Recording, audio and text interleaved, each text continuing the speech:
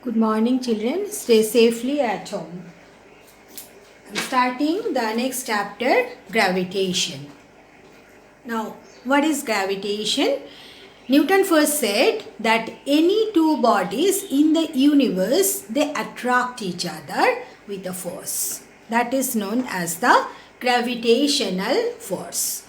Now, according to the Newton's law of gravitation, if you consider that there are 2 point masses m1 and m2 separated by a distance r, then the force of gravitation acting between the two masses is directly proportional to the product of masses, and it is inversely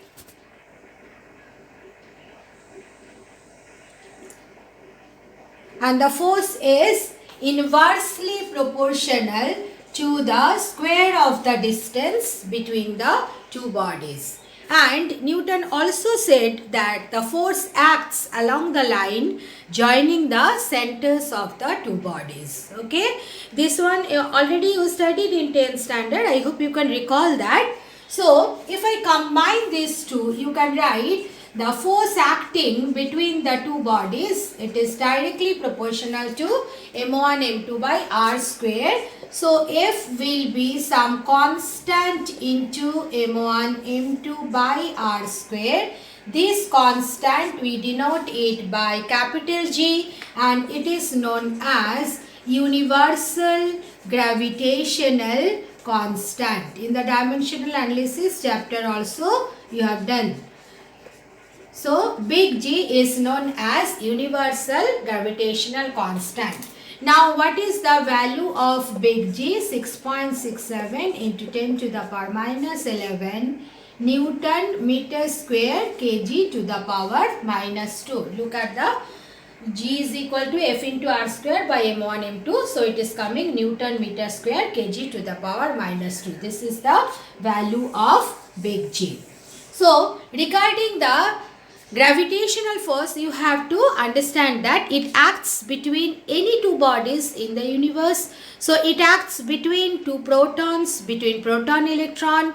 These are the very small masses, and if you consider the planets, the huge masses between different planets, also the gravitational force is acting, and gravitational force is always attractive by nature.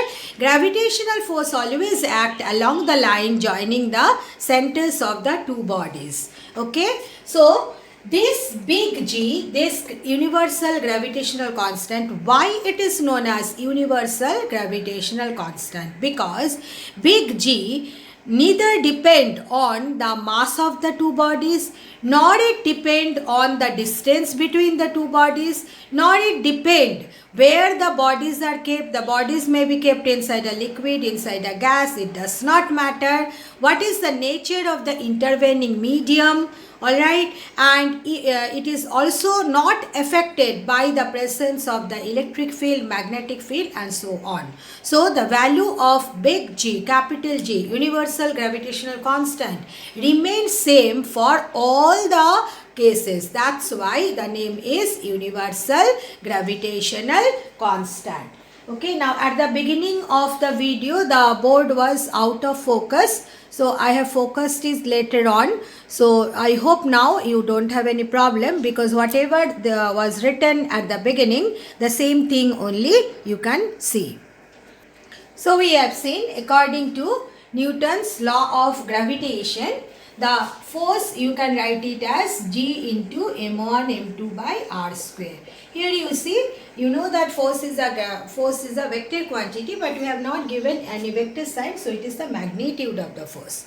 Now, what is the vector form of the gravitational force? Okay, so vector form we have to understand this way. So if you consider F12 means force acting on mass m1 exerted by mass m2. What is F12? Force exerted by mass m1. Force exerted on m1 by 2.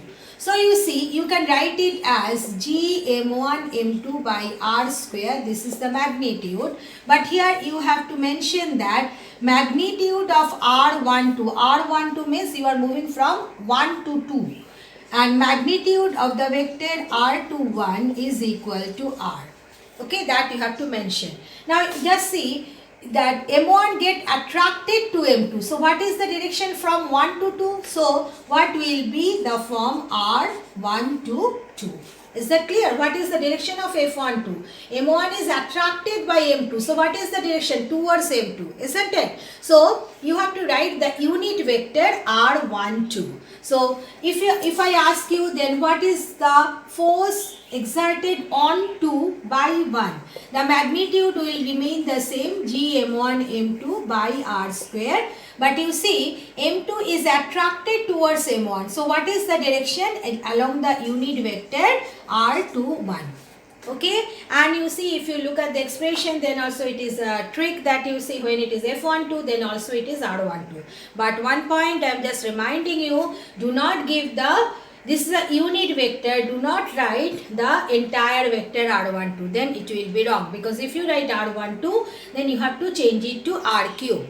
Okay, so I prefer that you remember this expression only. So these are the two expression of vector form or the gravitational force in the vector form. Now next is force of gravity. Force of gravity means it is the force exerted by earth on any object. When we are considering the gravitational force, then the force may be between any two bodies in the universe. But when it is force of gravity, then you have to understand that one of the objects should be earth. Means it is the gravitational force exerted by earth on any body, that is known as the force of gravity. So force of gravity is nothing but a special kind of gravitational force. So in this case, you see, big M is the mass of earth. Alright, this is earth, and you may take any body of mass small m. Then you see, according to Newton's law of gravitation, what will be the force of gravity? It will be Gmm divided by r square. Is that clear? Where r is the distance between the earth, center of the earth and the body. Is that clear? So if I consider this case, that suppose this is earth and this is the center of earth.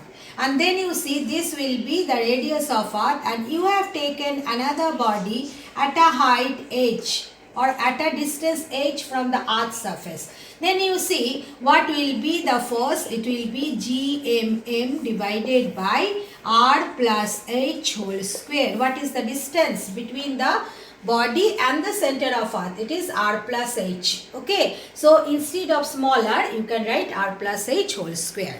Is that clear? Now, due to the force exerted by earth on a body, there will be an acceleration created within the body. That acceleration we term as acceleration due to gravity. Alright, and generally we denote it by small g. Big G is used for universal gravitational constant, whereas small g is acceleration due to gravity. Is that clear? And you know, the force exerted according to Newton's laws, Newton's second law of motion, force is given by mass into acceleration. So you see, due to this force of gravity on this small mass m, if the acceleration created is g, then you can write it as mass into acceleration. So you see, small m will get cancelled. You can write it as Gm divided by r square. R is equal to r plus h, or it may have any value. If it is on the surface of r, then smaller will be r. So you see, acceleration due to gravity, it is given by g into m divided by r square. Is that clear? So you see, one can write, what is this m? M is the mass of earth. So I am writing it as mass of earth. Me I am writing so that you can understand it. So you see mass of earth you can calculate from this relation gr square by big G. And if you consider the body on the surface of the earth, then smaller will become gr big R square divided by G. So this is the relation for between the mass of earth and the radius of earth and small g and big G. This relation you must learn and remember for solving the numericals. This is the expression for mass of earth. Now from this relation that G is equal to Gm by R square, one can also find out what is the density of earth. Now you see, you can write mass of earth is equal to volume of earth into density of earth. You know, volume into density is mass. Now, how you can write what is the volume of earth? Generally, we consider earth as a spherical one. So, it will be 4/3 pi r cube into rho e.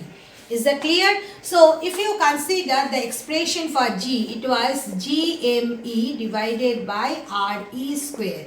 So, if you substitute the expression for Me, you are getting 4/3 pi Re cube rho e divided by Re square.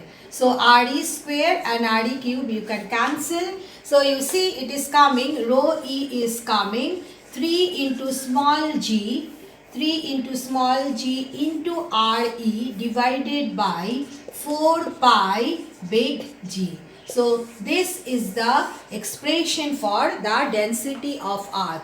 Density of, if you know what is the value of small g, on earth's surface value of small g is 9.8 meter per second square. Re is 6400 kilometer. And G, big G is 6.67 into 10 to the power minus 11. So, if you substitute all the values in this expression, then easily you can find out what is the density of earth. And density of earth, here sorry I have done one mistake, Re square full gets cancelled. So, it will be Re square and then here Re is left. So, it is coming how much? I have done one mistake girls. Re square and Re cube. No. So if I cut, then Re square will get cancelled and Re will be up. So rho e is coming. Rho e is coming 3g divided by. Please change it. It will be 3g divided by 4 pi g into Re. Re will come down. Okay, I have done the mistake there. When I cut Re square and Re cube, by mistake I cut the Re cube entire part. But Re square by Re cube means one Re will be there in the numerator. So this Re will come in the denominator. So what is the expression for rho e? 3g divided by 4 pi Re into big G. Now in this expression, if you substitute the value of small g, big G and Re, easily one can calculate the the numerical value of the density of earth. So we have seen that small g, it is given by Gm divided by, I hope you can remember, G into m by small r square. Alright. Now, small g depends on what factors? The first factors is small g depends on the altitude. So, let us find out how does it, small g, how it varies with the altitude. So, let us consider, we have taken, this is the earth and the mass of the earth is given by m. And suppose you have considered, you have taken the body at the point A. Means you have taken the body on the earth's surface. So, on the earth's surface, you can write it at the point A. At the point A, what will be the value of G? It will be Gm divided by R square. Because you see, what is the distance of the body from the earth's surface? That is the radius of the earth. Now, suppose you have taken the body at the point B. Means at an altitude h. You have taken the body at an altitude h. So, you see, at the point B or at the altitude h, you can write let the value of G is given by G dash at the point B. G dash will be how much? Gm divided by R plus h whole square. Okay, so if you just divide, this is equation 1 and this is equation 2. So if you divide g dash by g, then how much it is coming? You see, it will be gm divided by r plus h whole square, then into r square by gm. So you can cancel this, so you can write it as r by r plus h whole square. So you see, g dash is equal to g into r square divided by r plus h whole square. This relation you are supposed to learn and remember for solving the numericals. Means acceleration due to gravity at an altitude h is given by g into r square into r plus h whole square. So from this relation, it is clear that denominator is bigger than the numerator. If you consider r square by r plus h whole square, so you can make the conclusion that g dash is less than g. What does it mean? If you go to the higher altitude, then what will happen to the value of g? Value of g will decrease. Means if one move from the earth's surface to any altitude, then the value of g decreases, and the value of g decreases according to the formula g r square by r plus h whole square. So you see, if you plot a graph between the value of g and the altitude h, then what is happening? G is maximum on the earth's surface, method is when h is 0, and then so it will touch the graph, remember, touch the axis, y-axis, and then it will decrease according to this formula. So this curve represent the variation of small g with the altitude h. This graph also important, the relation important, derivation also important for your exam. So you must learn it. Now the next factor on which the value of g depends is depth of the body, depth of the position of the body inside that. How much, instead of taking a body above, above the earth's surface, if you take a body inside earth, then what will happen to the value of g? So just like the previous case, if you consider at the point A we have taken on the earth's surface, the value of g is given by gm square divided by, gm by r square. Is that clear? Now you see, you can write down what is the mass of the earth. Mass of the earth, you can write it as 4/3 pi r cube into rho divided by r square. So you are getting, it is 4/3 pi g r into rho. This is value of small g on the earth's surface. Is that clear? Now suppose you have taken the body inside the earth at a depth h. Then you see, at the point B, what will be the value of g? Let it be g dash. According to this relation, it will be gm divided by r minus h whole square. Here, remember that although according to that formula, it will be gm by r minus h whole square, but here also one new concept you have to know. Alright, what is the new concept? That is also given by Newton. If you consider a body outside an extended object, suppose you have taken a body outside the extended object, then the entire mass of the body will attract the small mass. You have understood? But when you are taking the body inside the extended one, then if you just consider a sphere like this, then the mass that is present within this region unable to attract the body towards the center. Okay, just understand it. The mass in this region, will they be able to attract the body towards the center? No. So what happens? The mass of this region is only apply the attractive force on the body to take the body towards the center of the earth. So this point, this is the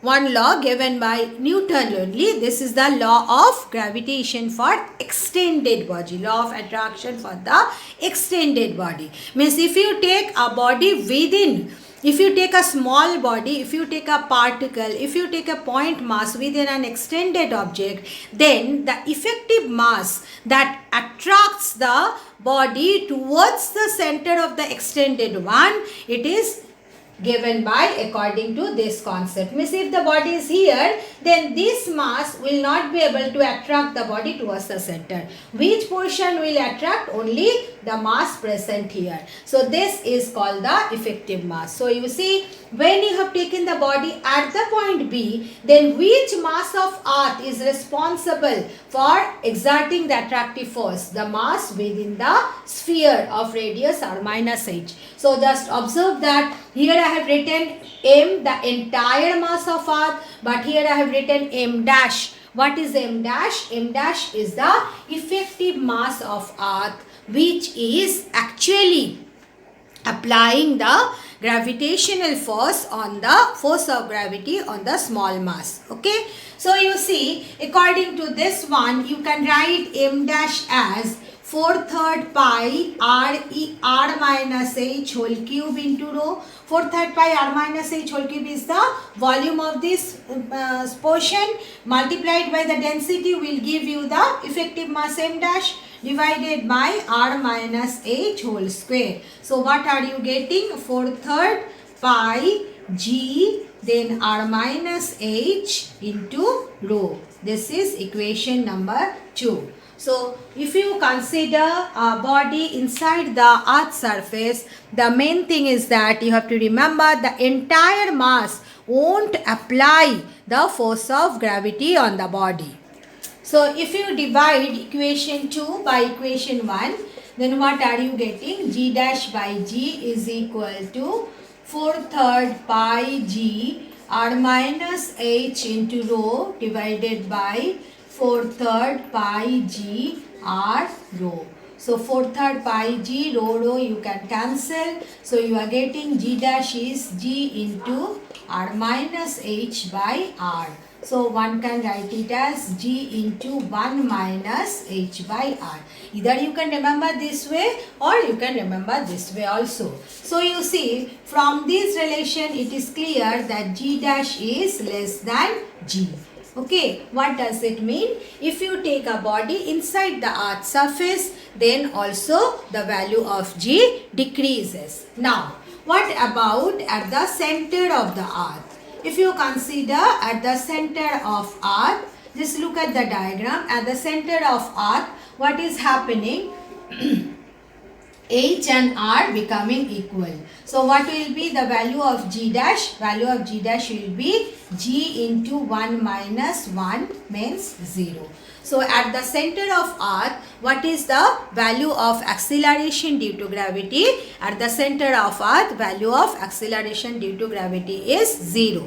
And as you know, that weight of a body, it is given by m into g. So the way g varies exactly in the same manner, weight of a body will vary. So if you take a body from the earth's surface to higher altitude, what will happen to its weight? Weight will decrease. And if you take a body inside the earth's surface, then also what will happen? The weight of the body will decrease. And if you take a body to the center of the earth, then at the center of the earth, as the value of G is 0, what will be the weight of that body? Weight of the body will be 0 at the center of the earth. So if we now combine both the concept, that what is the concept we have got?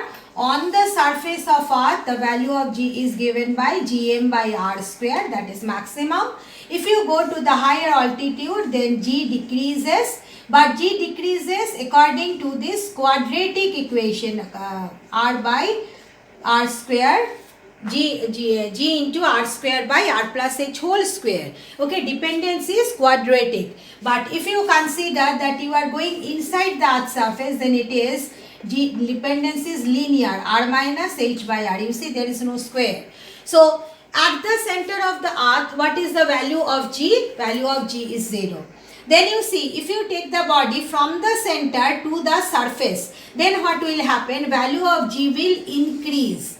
from the surface, if you take to the center, the value of G decreases. But if you do the opposite thing, means first you are at the center and then you are taking the object towards the earth surface, then what will happen? Value of G will increase according to this formula. This is a linear formula. So what will be the nature of the graph? Nature of the graph will be a straight line. Then on the surface of the earth, the value of G is, this is on the surface of the earth, means when the distance is becoming equal to R, the value of G is maximum Gm by R square. And then if you take it to the higher altitude, means first of all the body was at the center, then you have taken to the earth surface, then you are taking to the higher altitude. So what will happen? The value of G will decrease according to this quadratic equation. So it will be a curve. It will not be a straight line. Is that clear? So this graph is very important. You must understand, learn and practice it. Okay, means from the center of the earth till the earth surface, G increases linearly. At the earth surface, G becomes maximum. And then if you go to the higher altitude, again the value of G decreases. Alright. So this is the variation of small g with its distance from the center of the earth. Then the value of G also depends on the rotational motion of earth. This is very important. You have to understand it.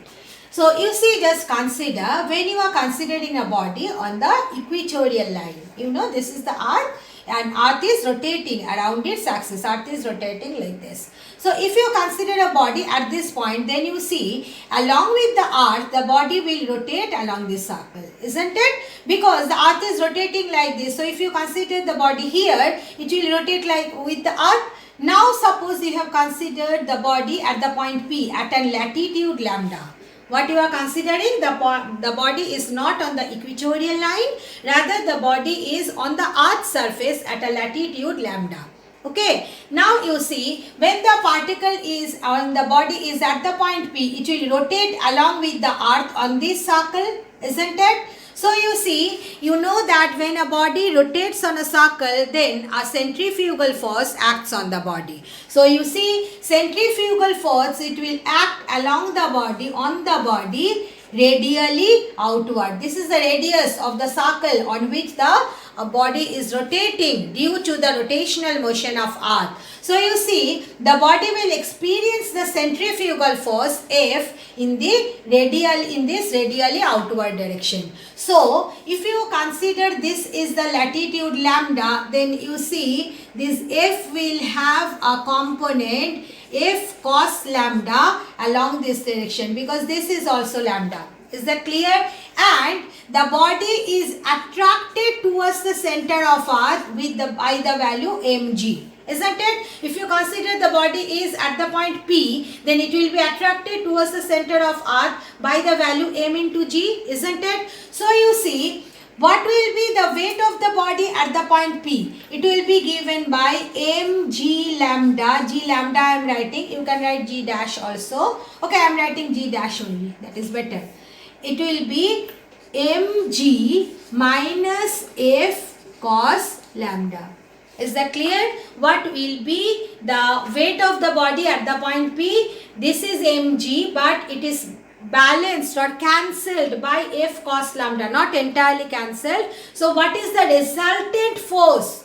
mg is acting in this direction, f cos lambda acting in the upward direction, not upward direction, along this line. So you see, what is the resultant force towards the center of the earth? It is mg minus f cos lambda. So this resultant force acting towards the center of the earth will be the effective weight at the point P. So you can write what is the effective weight at the point P? Mass of the body by the value of g at that point. So let us consider the value of g at the point P, g dash. So one can write mg dash is equal to mg minus f cos lambda. Now how you can write the centrifugal force? All of you know centrifugal force is given by mv square by r, or m omega square r. So here we are considering that earth is rotating around its axis with the constant angular velocity omega. So you can write it at this point, what is the center of the circle on which the body is moving? Small r. Alright. So you see, you can write with the this one. The centrifugal force is m omega square r, then cos lambda.